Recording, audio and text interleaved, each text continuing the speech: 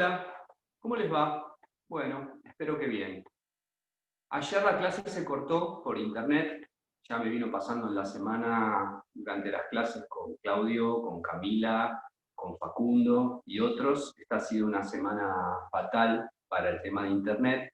Y aparte también vi que había un diálogo muy lindo que habían iniciado respecto a los libros de la cuarentena que estaban compartiendo, que había leído cada uno.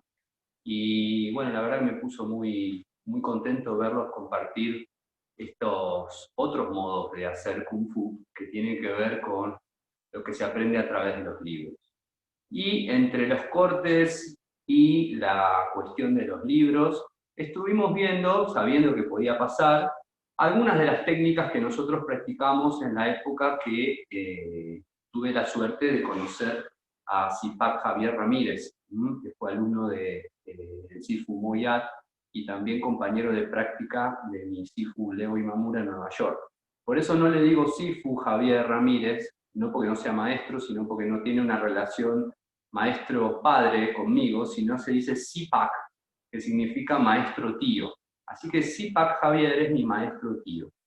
Y con el Zipak Javier tengo una relación muy linda, de mucho cariño, pero es un fragmento de un aprendizaje, porque no consiguió, no pudo tener la continuidad, al menos hasta el momento, que a uno le hubiera gustado. Y ustedes saben que esto de, más allá de las interrupciones que tienen que ver con los cortes de luz que hubo, con cortes de internet, con el problema que tuvimos cuando iba a dar la clase sobre Sifu Imamura y mandaba el Zoom porque hubo una actualización. Más allá de todas estas cuestiones tecnológicas, también está lo voy a decir así, el dolor de volver a pasar por ciertos recuerdos, el dolor de pasar por ciertos lugares del pasado. Galeano siempre dice que recordar viene de recordis, que es volver a pasar por el corazón. Así que en el proceso de hacer estas 3 clases de homenaje a mis hijos, a partir de las preguntas que ustedes fueron trayendo al grupo sobre cómo fue el aprendizaje, qué influencias de su manera de hacer Kung Fu y de hacer Wing Chun nos dejaron, también fue un momento de revisar muchas fotos, de revisar apuntes, videos, y de muchos recuerdos y muchas emociones. Emociones alegres, muchas muy felices, y otras tristes, ¿no? En relación a las dificultades que hoy tenemos para poder tener nuestra libertad, no solo por la pandemia, sino por la situación económica en general. Pero bueno, acá estamos, seguimos, continuamos, y entonces yo quiero compartir algunas de las cosas que tenía ganas de hablar con ustedes anoche y que el tema derivó por otro lado, así que me dediqué a hacer la técnica hasta que se cortó, se me frizó internet y ahí supe que había terminado. Hasta el momento no se ha cortado, vamos a cruzar los dedos para que eso no suceda, igual esta clase va a ser grabada y subida. Yo les decía que cuando me pasó de conocer al Sifu Claudio Di Renzo, yo lo fui a buscar. Y cuando lo conocí al Sifu Imamura, que llegó de Brasil, la manera que lo conoció Sifu Claudio, él siempre me dijo, cuando un alumno está listo, un maestro aparece. Y a mí me parecía una frase como un poco, por así decir, mágica, y no tenía esa experiencia. Yo tenía más bien la experiencia de ir a buscar al maestro. Cuando tenía 15 años, y el aviso y fui a buscar al Sifu Claudio. Y cuando lo conocí al Sifu Imamura, que vino y que se le presentó en este formato a Claudio, un maestro apareció cuando Claudio estaba listo, el Sifu Claudio estaba listo para aprender Wing Chun, apareció el Sifu Leo. Sin embargo, yo al Sifu Leo también lo fui a buscar a Brasil y él me aceptó, por supuesto, pero quiero decir que hubo un ir hacia, una decisión de ir hacia aprender. En cambio, lo de Javier fue más misterioso, porque quizás se dio esta regla que Sifu Claudio decía, de que cuando uno está listo, un maestro aparece. Y literalmente fue así. Yo recibí una comunicación de un compañero de México, que se llama Germán Reyes, a quien le mando un saludo desde acá, que me contaba en el año 2009-2010 que su Sifu, Javier Ramírez, a quien yo había conocido en uno de mis viajes a Nueva York, yo compartí con el grupo, con el chat, algunas de las fotos de esa época, iba a estar en Buenos Aires porque él trabaja en una cadena televisiva que se dedica a la transmisión de deportes, y estaba siguiendo la Copa América. Entonces Germán me preguntó si yo tenía la posibilidad de estar con su Sifu y de acompañarlo. Es una cosa de honor para uno cuando viene un maestro de la familia o del clan de donde uno aprendió, acompañarlo y tratar de hacerle pasar un momento más agradable en su estadía en un país extraño y demás. Así que en ese momento, cuando Germán me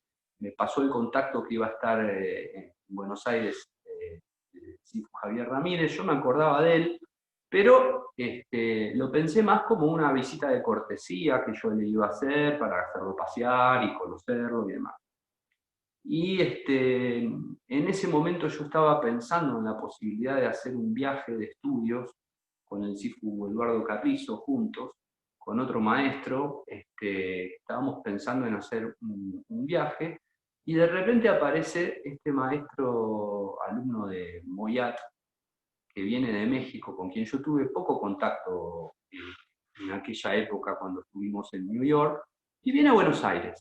Y entonces, bueno, pautamos un encuentro, lo fui a buscar, fuimos a comer algo al restaurante, y en un momento determinado yo lo estaba tratando de vos. Suelo ser una persona que cuando tengo un maestro lo trato de usted. Pero en ese momento, yo no sé muy bien qué estaba pasando por mi cabeza, pero en ese momento yo lo estaba tratando de vos. Entonces empezamos a hablar sobre aquella época, todo. Y en un momento determinado, sí, estaba sentado, sí, Javier Ramírez estaba sentado en la mesa del restaurante. En un momento determinado él hace así, hizo el stand-up. Y a partir de ese momento se me puso fue como si me sintiera un balazo helado y dije, ¿qué carajo estás haciendo? Tenés que tratar a este señor es tu tío de Kung Fu, es un maestro, estás delante de un maestro, que automáticamente lo empecé a tratar de usted. Y entonces quiso la suerte y el destino que la Copa América trajera al Sifu Javier Ramírez a Buenos Aires. Tenía unos pocos días que se iba a quedar, tuvimos la posibilidad de tener una práctica, me mostró cuánta energía. Yo anoche les mostraba todos los ejercicios de empujones, pero no expliqué muy bien por qué.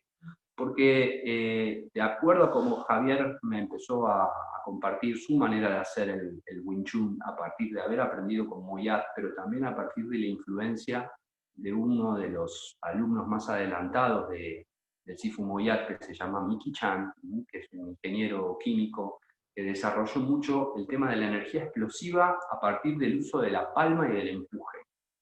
Entonces, cuando yo vi, en ese momento yo estaba con bastante sobrepeso, tenía 15 kilos más que ahora.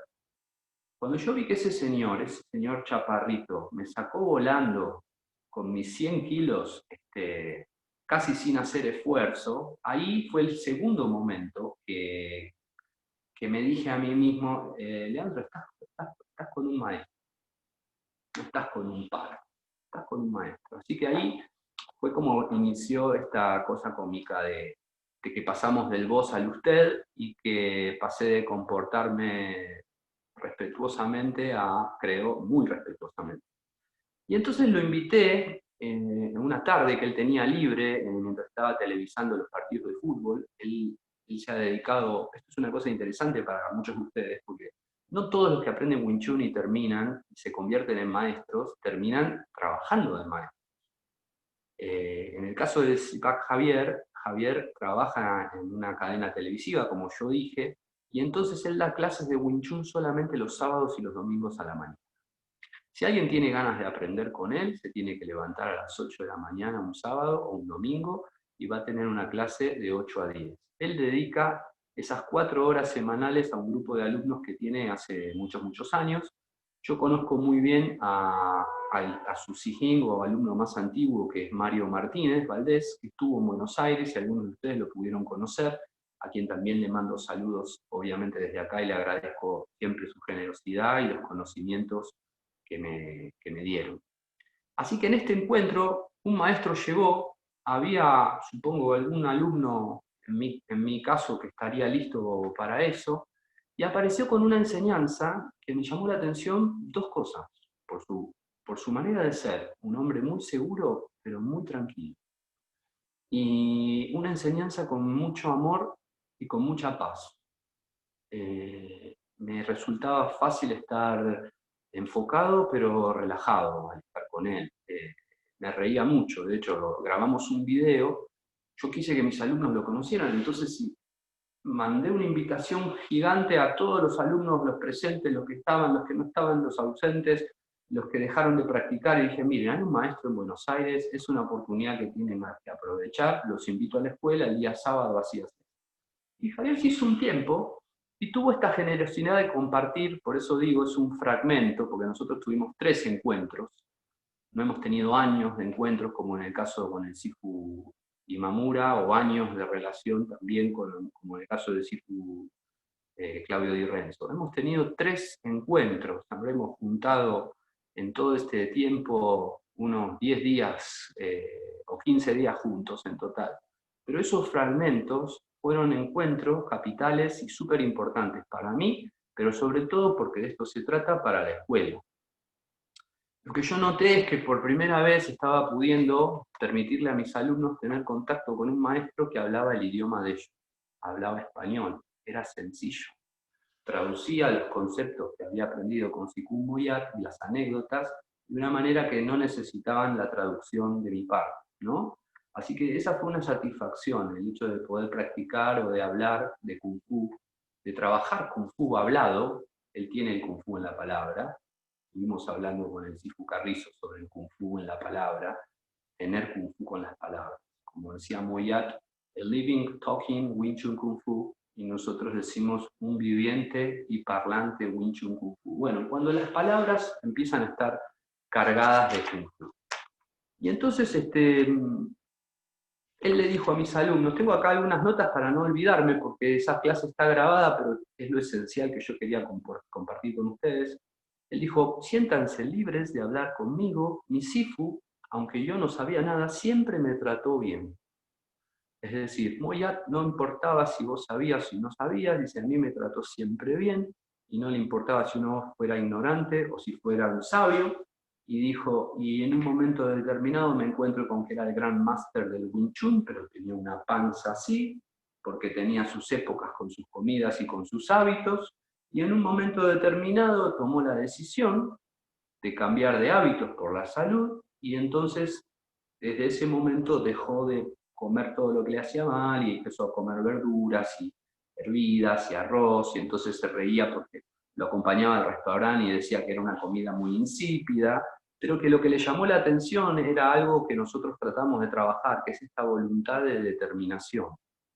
En el sentido que cuando uno tiene que hacer un cambio, sabe que va a tener que pasar por fuerzas o va a luchar contra hábitos o contra vicios o contra tendencias que ya tiene, y sin embargo a veces hay una determinación muy fuerte para hacer ese proceso. Y él dijo que él creía que eso tenía que ver con que el Wing Chun no es un sistema de sumisión, sino que es un sistema de decisión, o como decimos nosotros, un sistema de deseo, un sistema en el cual ejercito mi deseo central sobre alguna cosa. Entonces él contó que tenía un compañero, no voy a decir el nombre, pero que él tenía un compañero que era periodista televisivo, que salía, y que se había tenido que hacer una operación gástrica, una banda gástrica, dado que no conseguía tener la fortaleza de voluntad para poder hacer un régimen y controlar su manera de comer.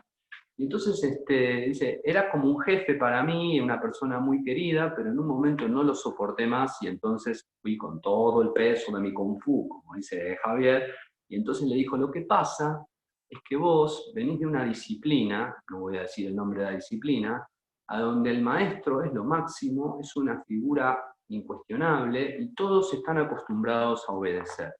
Mientras que nosotros somos de una disciplina a donde estamos acostumbrados a trabajar sobre las cosas y a tomar la iniciativa de ir hacia las cosas que nosotros queremos. Nosotros no estamos entrenados en la sumisión a un maestro, nosotros estamos entrenados en la decisión y en el desarrollo de un deseo, y cómo eso va fortaleciendo nuestra determinación y nuestra voluntad. Entonces él dijo que finalmente su compañero se hizo la operación, se puso la banda, y finalmente tuvo que someterse a los médicos y tomar unos licuaditos, y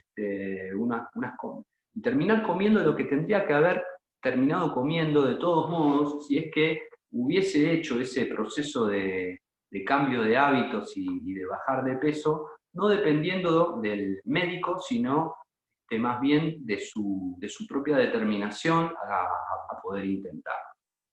Él dijo que se sentía que maestro artista marcial era Moyat, y que él era apenas una frase que siempre se la tomó prestada, un inquieto del Kung Fu. Artista marcial, él decía, yo apenas un inquieto del Kung Fu. Dice, para dar un ejemplo, dijo en un momento determinado, dice, es como cuando en el canal un periodista dice, voy a escribir una nota, y entonces él dice, escribe Borges, tú redactas, ¿no? En tanto, la diferencia que él considera que había de conocimiento de Kung Fu entre su experiencia y la experiencia de Sifu Moyat. Los alumnos le fueron preguntando algunas cosas, pero algunas cosas de las que le fueron preguntando las quiero compartir con ustedes hoy. Primero, lo que dijo Javier es que la práctica de Wing Chun es como una charla. Y en el Chisao uno tiene que aprender a escuchar al otro y tiene que entablar un diálogo. Y entonces decía, bueno, mirá, oye, yo siento que vos me estás dejando una oportunidad acá y entonces la voy a aprovechar. Y la otra persona decía, sí, pero sin embargo, acá yo puedo hacer esto y entonces puedo volver con esta otra técnica. Y la otra persona respondía, está bien, sin embargo, yo puedo hacer esta otra técnica. Es decir, que había como una especie de diálogo que se establecía en el Chisao, y que habría que practicar el Chisao no tanto como querer matar a la otra persona, sino como esa posibilidad de dialogar, de trabajar con energías y de ponerlas a prueba para ver ahí, en el área, como dice Deepak, el área le dice a la zona de práctica, a ver qué sucede en el área. Y si en el área eso funciona, entonces significa que tus ideas funcionan. Y si el otro en el diálogo te demuestra que en el área eso no funciona, entonces significa que tus ideas tienen que ser chequeadas o revisadas. Cuando le preguntaron cómo era la práctica en los días que él estudió con Sifu Moyat, él dice que lo que parecía era un lugar donde estaba viendo una fiesta.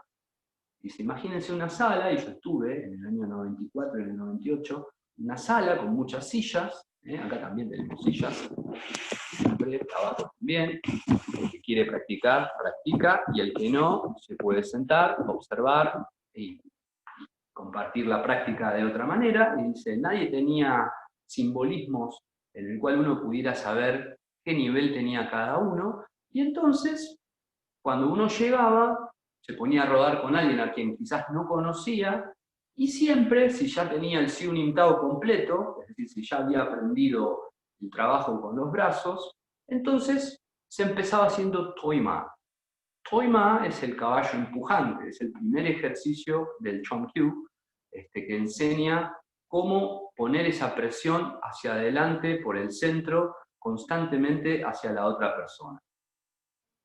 Y entonces él decía que nadie sabía quién estaba en qué nivel, no había remeras, dice que más adelante se organizó, y yo recuerdo que así fue, que el nivel básico tenía remera blanca, el nivel intermedio tenía remera verde, el nivel avanzado tenía remera roja, y los sifus tenían una remera negra, pero él dijo que a veces se la olvidaba, así que usaba una remera que tenía marca Polo, con el caballito, que también es un símbolo muy fuerte de la práctica de la escuela Moyat y sobre todo de la escuela mexicana, el énfasis, que ya vamos a hablar, sobre el tema del caballo. El caballo o la base de sustentación, cómo utilizar inteligentemente el agarre al piso para poder producir un efecto energético tremendo contra otra persona. Él dice que entonces las personas se ponían a practicar, todos empezaban por Toima. Y cuando había alguno que estaba como muy con el copete alto, por así decir, según cómo estaba, era la voz que Sikun utilizaba. Y si Sikun veía que el tipo estaba tranquilo, en un momento decía Toima y decía Chunchi. Pero si el tipo en un momento no respetaba, quería pasar por encima del otro, entonces hacía chumchi, ¿no? Como ahora ponele chumchi a esa persona, vamos a ver si se pone o no se pone en su lugar, si acepta quién es el que sabe o quién no sabe. Y entonces él dice que se decía que en el origen, Xiuning Tao, Changqiu y Biu Shi eran una sola forma, pero que para intentar enseñarlo se decidió fragmentarlo y estudiarlo en distintas partes. Que es una cosa que un poco nosotros acá en la escuela hacemos. Si ustedes se fijaron, siempre cuando hacemos la forma juntos, lo primero que hacemos es hacer Xiuning Tao y lo conectamos con Changqiu y Biu Shi casi sin cortes. Porque se dice que originalmente la trilogía era una sola cosa y la división se hizo posteriormente. Hay otras personas que dicen que no, que desde el origen cada una de esas tres formas tuvo su propia entidad. Entonces contó una anécdota sobre cómo se aprendía. Esto es un poco lo que yo quería transmitirles a ustedes en estas clases que estamos teniendo de homenaje a los maestros. ¿Cómo fue que enseñaban? ¿Cómo enseñaba Claudio Di Renzo? ¿Cómo enseñaba Leo Imam? ¿Cómo enseñaba Javier Ramírez? ¿Cómo enseñaba el Sifu Moyat, que aprendió de Ikman? Bueno, una cosa que era muy típica de Sifu Moyat, mi abuelo de Kung Fu, era ir a los restaurantes con los alumnos después del horario de clase, o a veces cuando alguien iba a empezar un nivel nuevo, se organizaba una comida en el restaurante que corría generalmente por cuenta de la persona que pasaba de nivel. Y entonces él cuenta la anécdota de que un día estaban en el restaurante, su Sifu, Moyat, estaba Miki Chan, su hermano mayor de Kung Fu, Miguel Hernández, que es un maestro de Kung Fu muy conocido de Estados Unidos, con quien también tuve la oportunidad de pasar algún tiempo y aprender con él, es mi tío de Kung Fu también, y también estaba Javier. Entonces, cuando vino el momento de enseñarle el Biu Ji a Miguel Hernández, el Sifu tomó un plato, este plato que está acá. Con este plato hizo la explicación Javier en el 2010 en la escuela. Después de que alguien le presentó el Biu Ji a Miguel Hernández, él dijo, ok, Moyat, como estaba en el restaurante, agarró un plato que todavía no había llegado a la comida para dar una explicación y le dijo, si vos estás en Xiuning Tao y vos estás acá y la persona está acá, la distancia más corta de la dirección de la línea central sería esta. Pero ahora que has aprendido a moverte, que estás en Changqiu y Biu Shi, va a haber veces que este movimiento no va a poder ser posible. Por la característica del ángulo a donde vos estás ubicado o por un obstáculo que pueda aparecer, este movimiento no va a ser posible y quizás sea necesario hacer este. Es decir, que una cosa que empezó a aparecer, y no digo que no estuviera presente en la enseñanza de mi principal Sifu de Wing Chun, que fue Leo Imamura, por años y por influencia, fue la persona que estuvo más con el Wing Chun conmigo, pero una de las cosas que empezó a decir era esto de que el Wing Chun en el alto nivel, la línea central empieza a ser una línea flexible y la dirección, que podemos pensar al principio que es una línea recta, en realidad empieza a ser una línea que toma la forma que sea posible ahí para que mi energía pueda atravesar y pueda funcionar. Entonces, cuando Sifu dijo eso, le dijo a Miguel Hernández en ese momento, ¿qué te quiero decir con esto? Tenés que prestar más atención otra vez a tu Xiuning Tao. Y entonces Javier dice que Nicky Chan sonrió y que él pensó por dentro, ¿otra vez Xiuning Tao? Otra vez Xiuning Tao. Y claro, es así porque en el Xiuning Tao está en potencia, está condensado todo lo que después se va desplegando más adelante en el Wing Chun. Así que existe una conexión intrínseca entre la primera forma y la tercera forma, y no hay que pensar que la tercera es mejor que la primera. Entonces él empezó a contar que Miguel era un caso especial, que era un compañero muy aventajado, que pasaba mucho tiempo con su Sifu Moyat, y que Sifu Moyat estaba muy atento a los detalles, y dijo algo que fue muy importante para mí y para el grupo en ese momento, que era el de romper las referencias. Es decir, cuando él llegó, como era un practicante que venía de México, y había otros que ya lo aventajaban y que eran más antiguos, dice que Sifu Moyat le dijo, ¿cuál es tu problema de practicar con alguien? Dice, sos nuevo. Dice, tú eres nuevo, no eres de aquí, haz lo que quieras, practica, ve ahí a la sala y haz lo que quieras, porque también a Moyat le pasó esto cuando él era joven y fue a estudiar con Ip Man, y había alumnos que eran más antiguos que Ip Man. Pero lo que Javier le decía a mis alumnos y a mí es que en la medida que uno rompe con ese prejuicio, que para hacer algo lo tiene que hacer bien, o que si tiene que practicar con otro y el otro le gana, entonces tiene como un ego, un prestigio que defender. Si uno practica sin ego y sin prestigio, va a pasar que en un momento se va a romper la regla, y es muy frecuente que alguien que empieza más nuevo, más allá del nivel de Kung Fu, este nivel básico, intermedio o avanzado formalmente, puede llegar a sobrepasar y a exceler en relación a los otros. Esto que yo siempre les digo de que practiquen con placer, de que practiquen con gusto, con pasión, que no se preocupen por hacerlo bien, que hacerlo bien va viniendo solo con el hecho de practicar mucho y practicar con placer. Entonces, dice, y eso es lo que también le pasó a Moyat. Ip Man tuvo la posibilidad de estar con Moyat mucho tiempo. Moyat era más joven y más nuevo que otros, pero tenía un tiempo especial para pasar con su maestro, iban al mercado, elegían cuál era la fruta. Aprendía a través de la observación y el pasar tiempo con Ip Man. Moyat iba aprendiendo cosas de ese hombre, que era un hombre viejo, pero que tenía una mente muy desarrollada. Entonces, en ese momento, Flavio Petinari, el Sifu de Avellaneda, le preguntó cómo era que se practicaba en el área en esa época, la zona de práctica. Entonces él dijo que el área tenía que ser un lugar en donde pudiéramos poner a prueba nuestras habilidades y, y que en realidad uno iba pudiendo pasar de ejercicio, no por el cinturón o por el nivel en el cual uno estuviera, sino por lo que podía demostrar que podía hacer.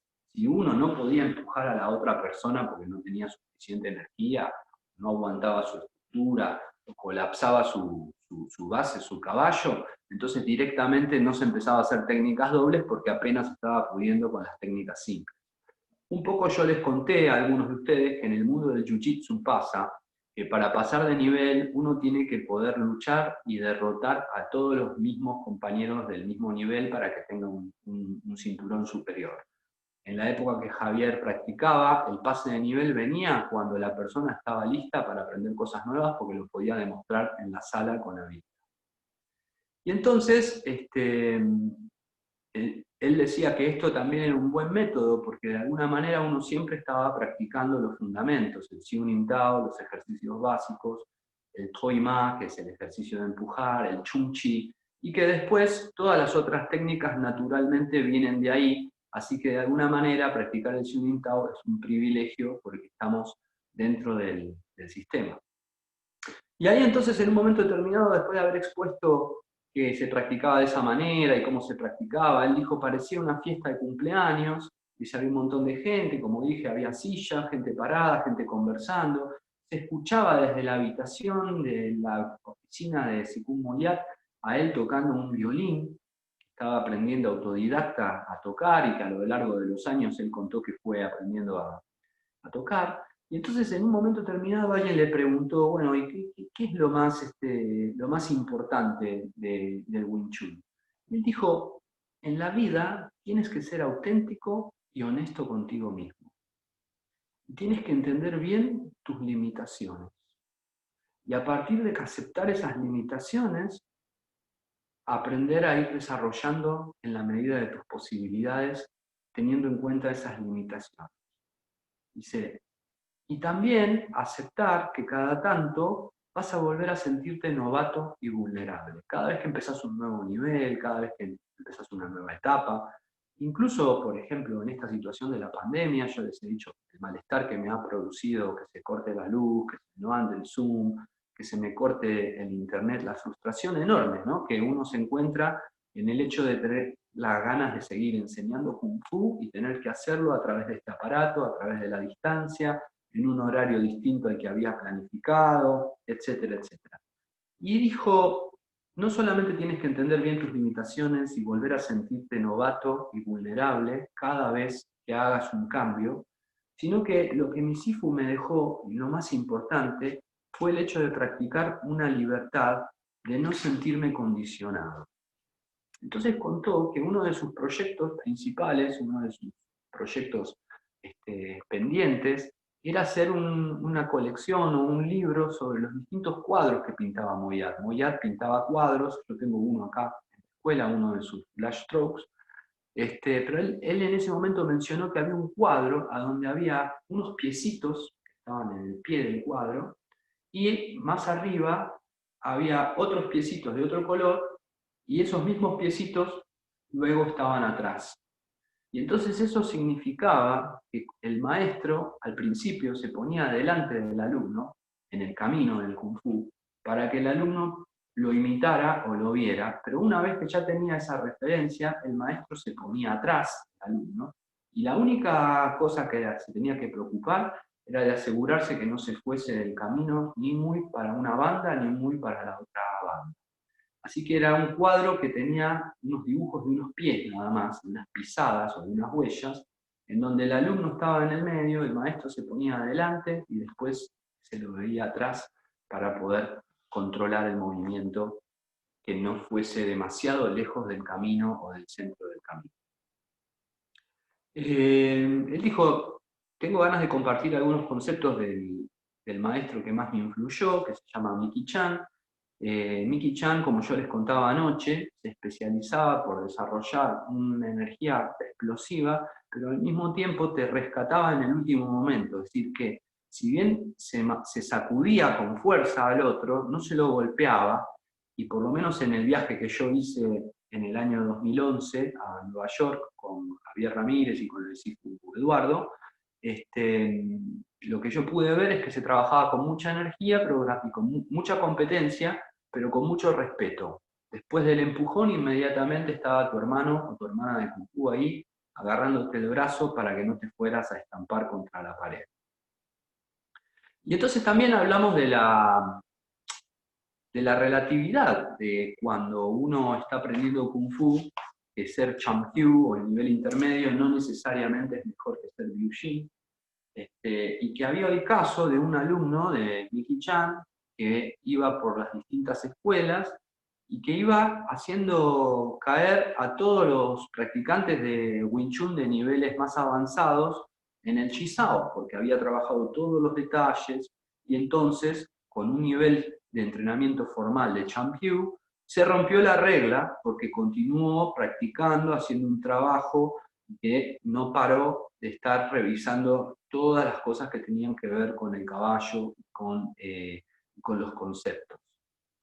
Bueno, ahí después nos contó que con el tiempo vino esto de las camisetas para poder detectar quién estaba en cada nivel, la blanca, la verde y la roja para la primera trilogía, y la negra para las personas que estaban ya en muñeco de madera o en los últimos niveles. Pero él dijo algo muy importante, que la diferencia de los niveles no debería ser de la camiseta o del certificado, sino que la diferencia debería ser real, tangible, debería poder verse en cuánto la persona puede manejar energía y en cuánto puede desarrollar sus técnicas sin estar manoteando y sin forcejeando, porque eso, dice, de alguna manera lo que produce es resentimiento, y lo que produce también empezar a los manotazos es producir sumisión, que es justamente lo que no queremos hacer. Entonces nos dijo, y eso es hacer arte. ¿Qué es hacer arte?, le pregunto a los alumnos. Entonces algunos empezaron a decir la libertad, la creatividad, el hecho de crear, pero él dijo, arte, lo más importante es hacer. Por supuesto que es importante hacer en la medida de lo posible de forma creativa, pero por sobre todo, arte es hacer. Ahí contó una anécdota muy cómica de que su Sifu una vez, que Moyat una vez estaba tirando unos libros muy malos, haciendo como jugando al básquet con unos libros que no quería conservar, y entonces Javier le dijo a su Sifu, pero Sifu, ¿por qué está tirando los libros? Y dice, son gente con un pensamiento muy, muy, muy torcido, gente muy peligrosa, son libros muy malos. no quiero regalárselos a nadie, quiero que directamente vayan a la basura, ¿no?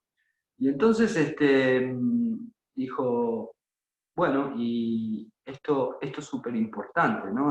Los autores que leemos pueden ser personas muy limitadas de la cabeza o de las emociones. Hay libros que pueden llegar a ser peligrosos para la propia mente. Entonces ahí el Sifu Ricciardi le preguntó cuál debería ser el foco de atención para desarrollar este caballo. Entonces él le dijo que el foco en realidad no tenía que ser en el caballo, sino que el foco tenía que ser en ti, en vos. En pensar y sentir cómo tus piernas funcionan para llevarte de un lado al otro y cómo haces para hacer que tu energía vaya hacia el otro. El caballo, dijo, se tiene que desarrollar. Hay que generar un centro de gravedad y conocer las transiciones. Y hay que desarrollarlo y lo tenés que desarrollarlo tú, dijo, ¿no? Y dijo algo que me quedó y que me gustaría que lo retengan, que dijo, en definitiva, el Wing Chun, el Kung Fu, es tomar la decisión de que voy a mandar una energía en esa dirección y que tengo que poner el cuerpo de tal manera que la energía que yo quiero poner ahí funcione. Entonces dice, se dice que el mejor Kung Fu, el agua, dice, tiene volumen. Hay gente que dice que el Kung Fu, como Bruce Lee, be water, ¿no? Debería ser como el agua. Pero también dice, el mejor Kung Fu no es como el agua, ni como el aire, que tiene menos volumen, pero el aire empuja, sino que debería ser como la luz, que es algo que penetra, aunque no tenga masa. Y ahí fue que apareció esta cosa que yo anoche les conté. Nosotros siempre relacionamos cuáles son los libros que influyeron la relación de Kung Fu mientras estábamos practicando. Entonces yo les conté sobre este libro de Borges, en un cuento que se llama El Aleph. El Aleph se convirtió de alguna manera en el modelo para poder pensar la renovación teórica que el encuentro con Javier Ramírez tuvo en nuestra escuela y en nuestra práctica. Tan es así que yo lo llamo el giro o el cambio del 2011, porque a partir del 2011 en adelante mi práctica fue diferente. Una vez Javier Ramírez, estábamos caminando por la calle acá en Buenos Aires y él vio unos videos míos y me dijo, lo estás haciendo muy bien, pero te pareces mucho a tu Sifu. Dice, deja de copiar a tu Sifu, haz tu Kung Fu como tú mismo, ensúcialo, me dijo. Ensúcialo, no al Sifu, ensucia tu Kung Fu, es decir, ponerle las virtudes, los defectos, las características propias y no estar tan pendiente del ideal. Y entonces él contó una serie de anécdotas que yo por el tema de la clase no voy a extenderme a contarlas eh, en tanto detalle, pero sí quiero que sean cosas que después funcionen a la práctica individual y a la práctica cuando volvamos acá a la práctica presencial, de unos diálogos que tuvo con él, con su Sifu y con sus compañeros, en relación a cómo fue desarrollando la dimensión en la cual se maneja el Wing Chun. Dice, primero entendí que el Wing Chun era como de un punto 1 a un punto 2, está ahí, y había una línea recta y esa era la relación. Y que a veces podía también ser en diagonal, como pasa en el muñeco de madera. Y entonces Sifu Moyat le dijo, sí, está bien, pero estás limitado. Ahí se quedó pensando por qué. Y como Javier nos decía siempre, Sifu decía y nadie repreguntaba, cabecitas a trabajar. Es decir, que cuando ellos le decían algo al Sifu, el Sifu les respondía, no tenían ellos la costumbre de estar pidiendo explicaciones, sino que se tenían que quedar pensando la respuesta para tratar de conseguir la solución por sí mismos. Entonces se fue a México y se quedó pensando, dice, ¿cómo puede ser limitado? Entonces cuando volvió a Estados Unidos al año siguiente, le dijo, sí, pues ya estuve pensando, no es solamente una línea y dos diagonales, es una situación de 360 grados, puede ser como una circunferencia. Entonces Sikun le dijo, está mejor, pero sigue siendo limitado. Entonces dijo, ¿cómo puede ser que sea limitado? Y dice, me acuerdo, dice que yo estaba mirando las Torres Gemelas, tomando mi leche de soya, con ese calor horrible que había en New York en verano, mientras me quedaba pensando lo que me había dicho mis hijos, ¿cómo puede ser limitado? Dice, ¿cómo puede ser la circunferencia? Entonces en un momento dice, no es una circunferencia la relación, la dimensión, es una esfera. Hay arriba, abajo, hay costados, y dice, y no solo una esfera, puede ser una esfera más grande, como hacíamos anoche, en momentos en los que el chi-sao expande, o una esfera más pequeña, a donde el chi-sao se comprime, o una bola que se va para un lado, que se va para el otro, que va tomando diferentes figuras. Y ahí que hablamos de la Aleph, que es esa pelotita en donde una pelotita lumínica que Borges dice que está en un sótano, en una escalera, en una casa que están por derribar, a donde se puede ver el pasado, el presente, el futuro, desde todos los ángulos, desde todas las dimensiones, de adentro hacia afuera. Y por eso utilizamos el modelo de la esfera. Entonces Javier, contento, cuenta que fue y le dijo, ya sé, Sifu, no es la circunferencia, es la esfera. Y entonces le dijo, es cierto, es la esfera, pero estás limitado.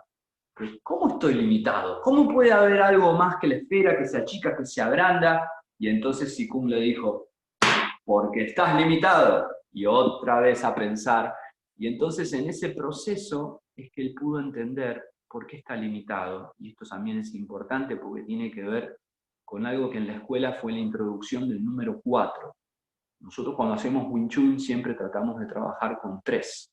Xiunin Tao, Chang Kyu, Biu Shi, o los 3 conceptos, Chung Chi, Do Yen, Jung Sin, o las 3 etapas, estructurada, semiestructurada, inestructurada. Las formas tienen 3 partes. El número 3 es muy importante, está el triángulo. Pero, sin embargo, con la esfera y con el desarrollo de esta discusión que fue teniendo con su maestro a lo largo del tiempo, apareció lo que sería la cuarta dimensión, o el cuarto elemento. Yo siempre les digo que piensen, no el Wing Chun en términos de 3 solamente, sino en términos de 4, que es el tiempo. La cuarta dimensión es el tiempo.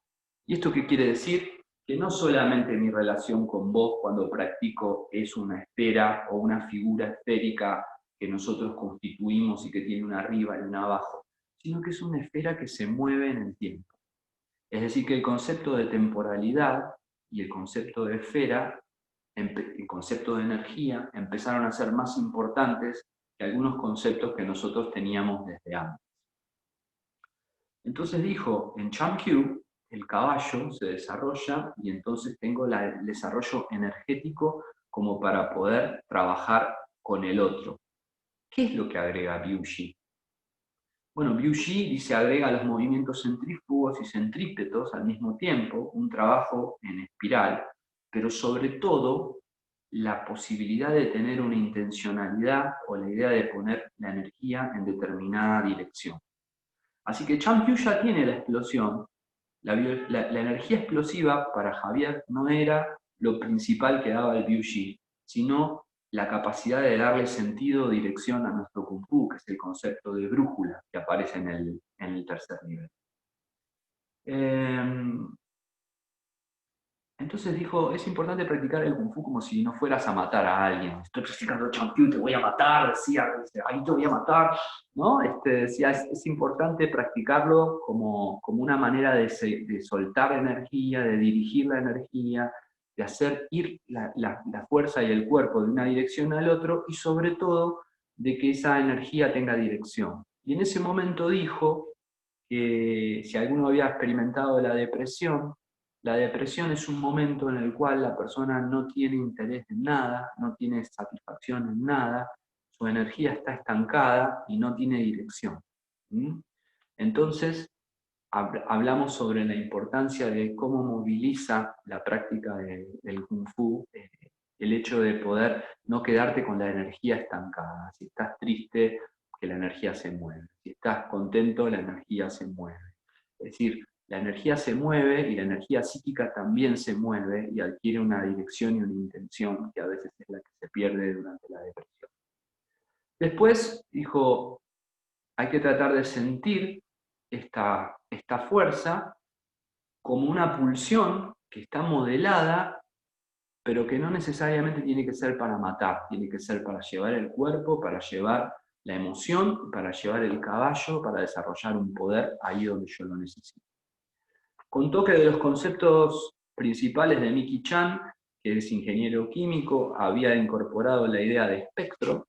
El espectro es un concepto que se utiliza en la física y que Newton usaba para hablar sobre la luz.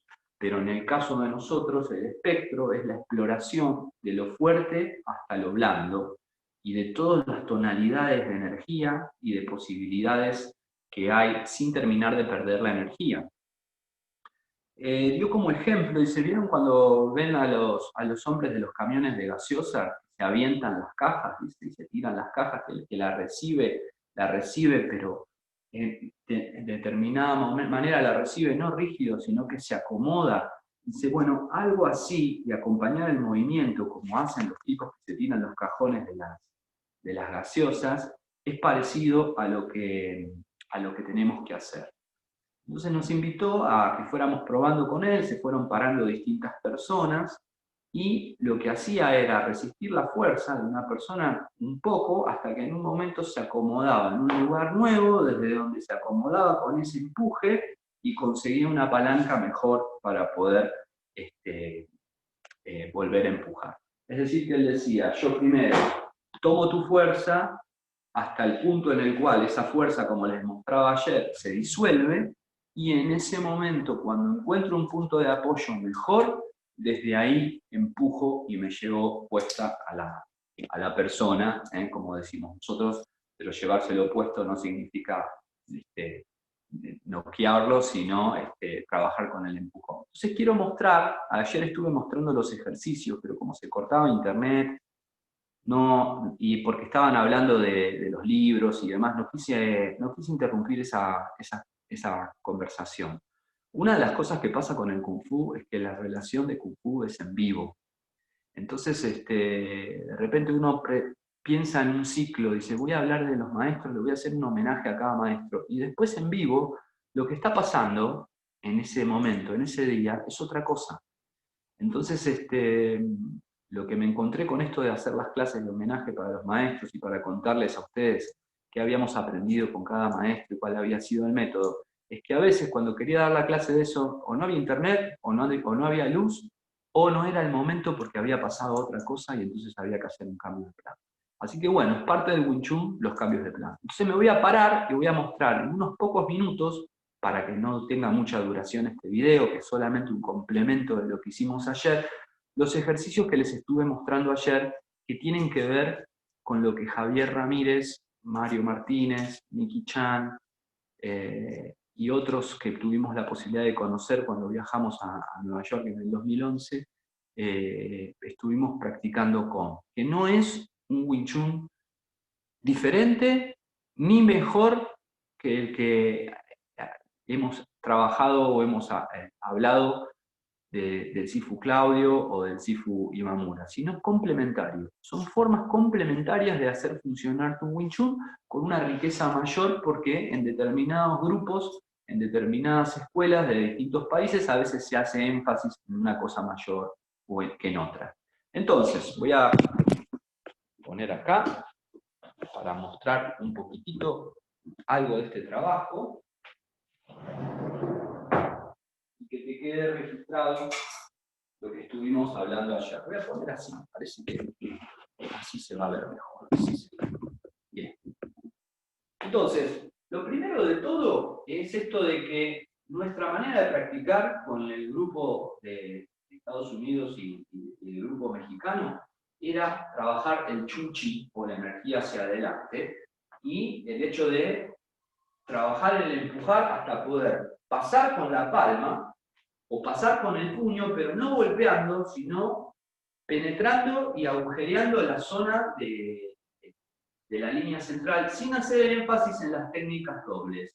El Sifu Javier y Mario siempre hacían énfasis en trabajar con las dos manos como si estuvieran funcionando juntas, las dos manos, y que la técnica doble era poco importante porque en la medida que uno brecheó y pudo penetrar la figura de la otra persona, con la técnica simple era más que suficiente para poder hacer volar a la otra persona. Se empezaba con Hoi Ma, las dos personas trataban de moverse una a otra, hasta que en determinado momento uno de los dos sentía que su posición era penetrada, y entonces iba hasta la pared. Cuando llegabas a la pared, volvías a practicar. Otra cosa muy importante, que esto lo vimos en el viaje que hicimos en el 2011, es que el Sifu Miki-chan puso en cuestión la idea de que haya, me pongo así se ve mejor, la idea de que haya una necesidad de conservar los parámetros de medida del Wing Chun, tal como uno los entiende en el Siu Tao y en el Shankyu, el concepto de codo bajo, la distancia necesaria para que el codo tenga palanca. Él nos dijo que en la medida que uno esté conectado a la Tierra, tiene capacidad de hacer energía y de poder ofrecer compresión.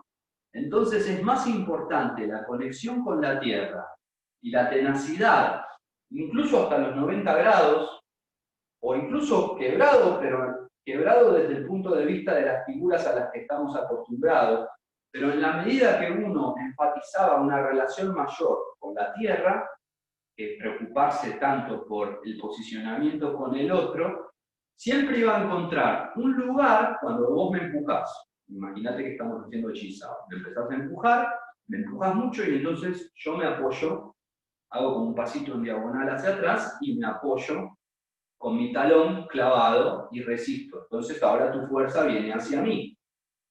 Tu fuerza viene hacia mí y entonces lo que yo tengo que hacer en alguna medida es ceder a esa fuerza y buscar un apoyo en un lugar en donde estoy apalancado mejor que vos, de forma tal que tu fuerza cuando quiere volver a mí está desenraizada y entonces desde ahí yo tengo la posibilidad de poder empujar.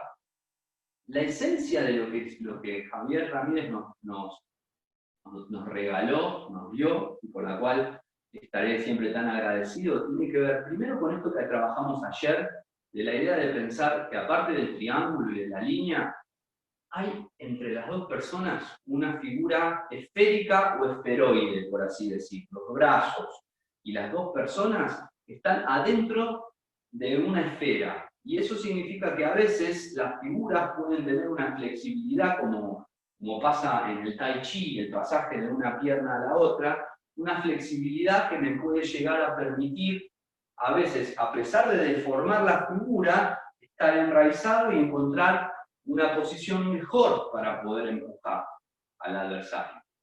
Así que esfera como concepto complementario, esfera que se achica, esfera que se agranda, figuras que no necesariamente tienen que mantener la perfecta simetría que tenían en los principales niveles, en la medida que yo ocupo mi centro y expando y está conectado o comprimo, pero no pierdo la relación con la Tierra, entonces siempre tengo la posibilidad de tomar una fuerza, acomodarme, absorber, y cuando esa fuerza se agotó, poder volver a empujar. Por eso ayer estábamos haciendo un ejercicio, me imaginaba que alguien me empujaba y entonces yo lo sacaba y empujaba. Porque lo que más énfasis se hizo en la práctica con el Sifu Javier, con Zipak Javier cuando vino a Buenos Aires, fue en esta capacidad de absorber empujes o absorber golpes, acomodarse en un ángulo donde tengo mejor palanca que la otra persona y empujar. Cuando la persona me pone una resistencia, en vez de estar forcejeando, tomar esa resistencia para acomodarme en un nuevo lugar donde tengo una nueva palanca y desde ahí puedo volver a empujar. Así que es un juego que tiene, él decía, algunos dicen que hago Tai Chi y yo digo Wing Chun. ¿Por qué? Por este énfasis en prestar atención a que las posiciones, y con Sifu Mamura también hacíamos lo mismo, no había una fijeza en la posición, pero en algunas escuelas de Wing Chun las posiciones están como muertas. Mientras que nosotros tenemos esta idea de que hay un paso continuo de un lado al otro, una transferencia de peso de forma constante. Incluso cuando estamos adentro de una misma rodada, hay momentos en donde la fuerza está yendo para un lado y está yendo también para el otro. Eso fue básicamente lo que estuvimos viendo. Anoche estuvimos viendo algunos ejercicios de trabajar con un luxao más grande o con un luxao más chiquito. Estuvimos viendo que las técnicas principales como Tandar, la verdadera potencia no sale de los brazos, sino que sale de la base del caballo. estuvimos viendo que lo principal que trabajábamos era el utilizar la palma para empujar, y sobre todo esto que mencioné varias veces hoy, con esto ya voy terminando, que es esta idea de que si yo estoy parado en una posición, por ejemplo, cruzado de brazos así estilo champú, y recibo una presión, lo primero que hago es acomodarme en un lugar donde esa presión deja de ser tan grande. Y cuando la persona vuelve a dirigir esa presión hacia mí, administro esa presión y busco otra vez un lugar desde el cual tenga condición de poder empujar. Y una vez que empujo, como estábamos haciendo ayer estábamos haciendo 1, 2, y una vez que empujo, llevo para adelante, y entonces Javier decía que las piernas tendrían que parecerse como si fuese unas rueditas a donde uno no cambia la altura. En cada paso no tiene que haber alteración de la altura. Entonces, absorbo una energía, me acomodo, quiero responder, no se puede, me acomodo de vuelta. Cuando encontré un lugar donde tengo más apoyo, empiezo a empujar y cuando el otro empieza a volar, lo sigo. Misma cosa, recibo un empujón, absorbo, puedo estar haciendo luxado, puedo estar haciendo una técnica. La fuerza o el movimiento sigue, me acomodo en un lugar a donde la otra persona pasa de largo, cuando quiere traer su energía hacia mí, yo estoy mejor acomodado y desde ahí me lo puedo llevar hacia adelante.